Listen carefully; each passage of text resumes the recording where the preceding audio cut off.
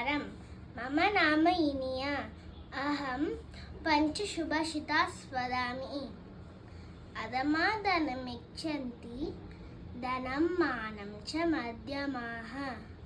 उत्तमामानमिच्छन्ति मानो हि महता धनम्।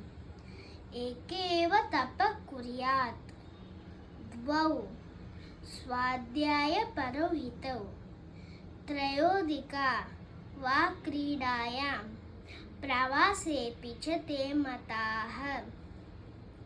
ययोरेव समं वित्तं ययोरेव समं कुलं तयो मैत्री विवाहश्च न तु पुष्टविपुष्टयोः।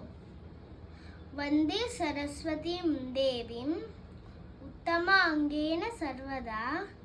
मूकेन तां प्रशंसामि हस्ताभ्यां पूजयामि च। सुभाषिताः रसास्वादः सज्जनैः सह सङ्गतिः। सेवविवेकी भूपस्य दुःखनिर्मूलनं त्रयम्। धन्यवादः।